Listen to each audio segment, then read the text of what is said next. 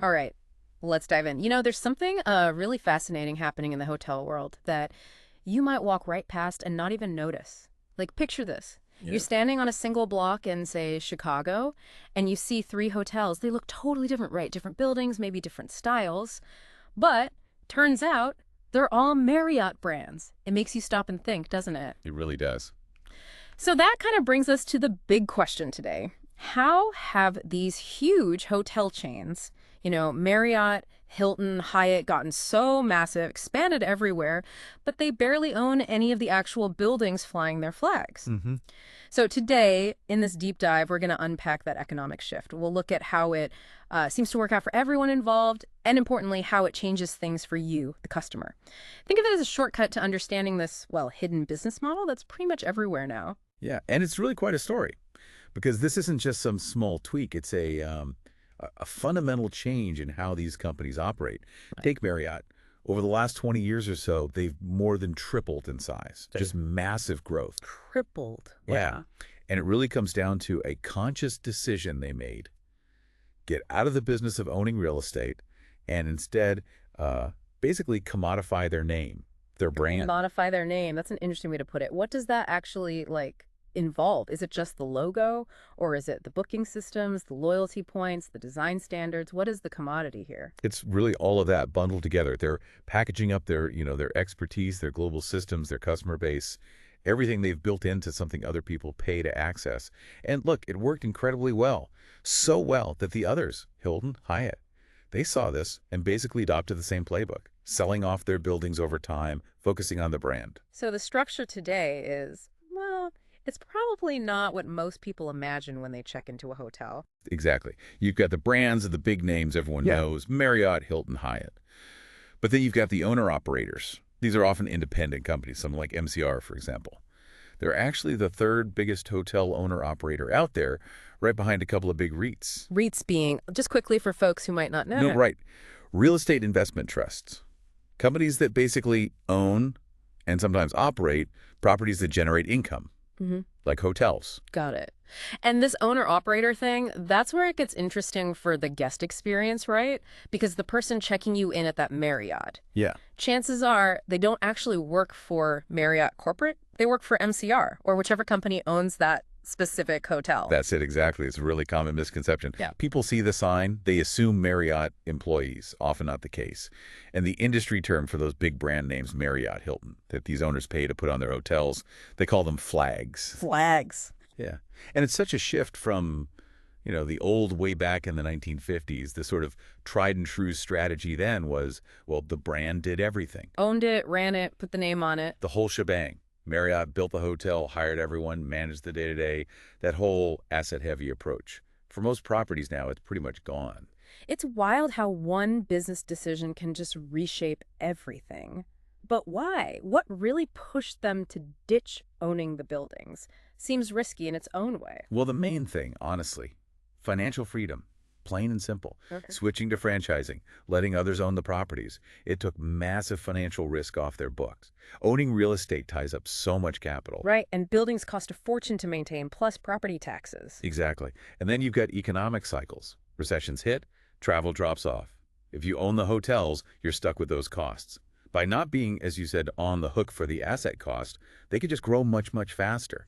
Scale wasn't limited by how many buildings they could afford to build or buy. And the numbers today really show that, don't they? You mentioned Marriott and Hilton owning less than 1%. Yeah, it's astonishingly low, less than 1% each.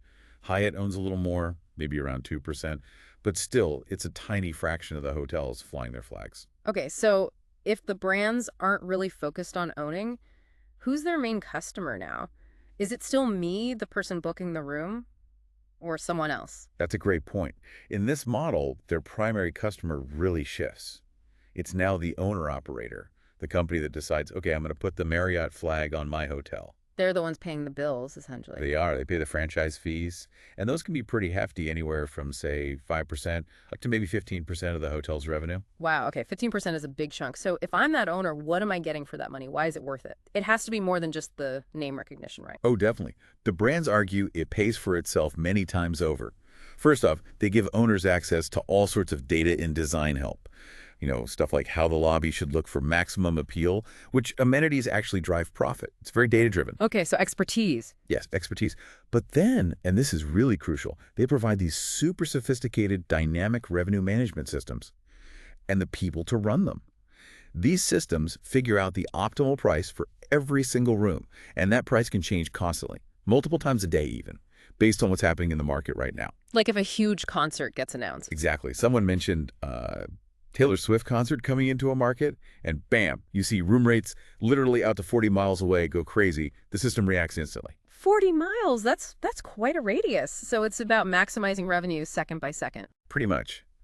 It helps owners avoid selling out too early at a low price if demand suddenly spikes, and it helps them manage inventory strategically.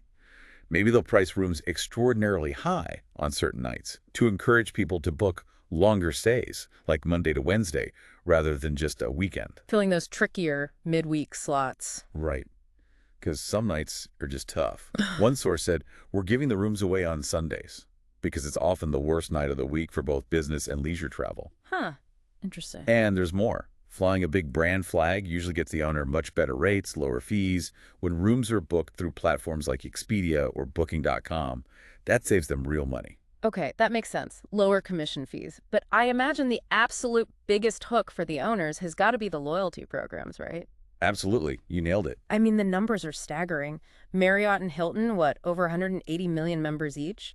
Hyatt, over 40 million? That's like small countries worth of people. It's enormous. And these loyalty programs are probably the single most valuable thing the brand offers the owner. Why? Because, as someone put it, points have essentially become currency. Yeah, people collect them like crazy. They do, and they want to spend them. So guests are incentivized to stay within that brand family, within that ecosystem. This is huge, especially in smaller cities or less glamorous locations. The thinking is, you earn the points in Corpus Christi or in Yuma, Arizona. Places you might travel for work or necessity. Right.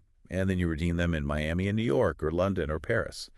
It creates this incredibly loyal customer base that just keeps feeding business back to the flagged hotels. So the loyalty program drives bookings directly to the owner's property, often bypassing those booking sites entirely. Exactly. It's a massive source of low-cost customer traffic for the owner-operator.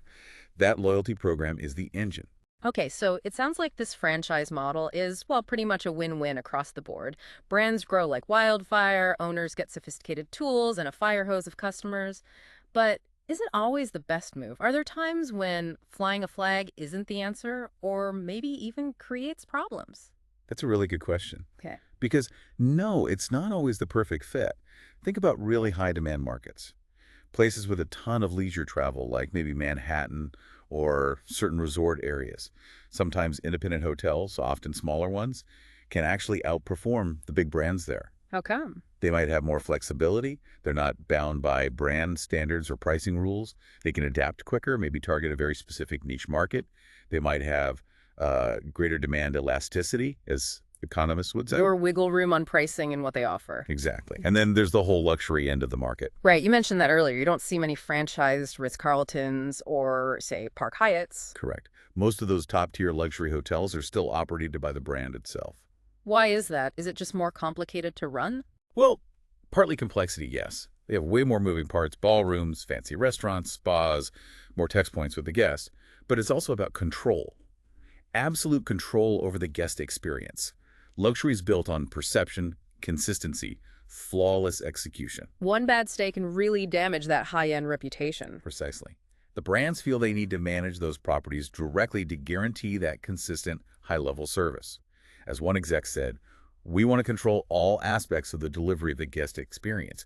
They explicitly said they wouldn't, for example, be talking about franchising an Edition hotel. Protecting the brand promise is paramount there. Makes sense. You got to protect the crown jewels.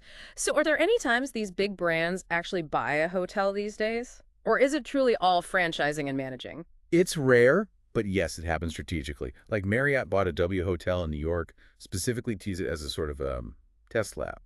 An incubator for new designs, new concepts, before maybe rolling them out elsewhere. A living laboratory. Cool. Yeah. And Hyatt bought a place called Hotel Irvine, did a massive renovation with the plan to eventually sell it. More like a strategic real estate flip in that case. So very specific reasons. not just for growth. Right. These are definitely the exceptions, not the rule driving their overall expansion. So if we kind of wrap this all up, the big takeaway is this huge shift, right? Hmm. From owning hotels to franchising the brand name. It let the major players grow exponentially by basically outsourcing the risk and cost of real estate. Uh-huh.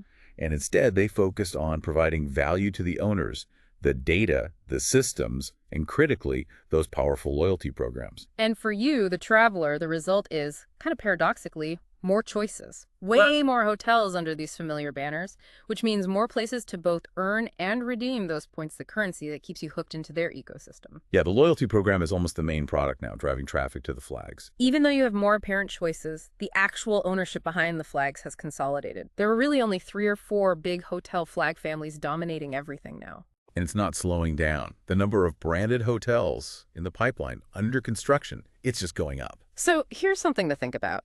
Next time you're booking a hotel, knowing all this, that the brand on the sign probably doesn't own the building, that your points are part of this huge system designed to keep you loyal, does that change how you think about your choice? And what does this sort of hidden business model mean for where travel experiences are headed in the future?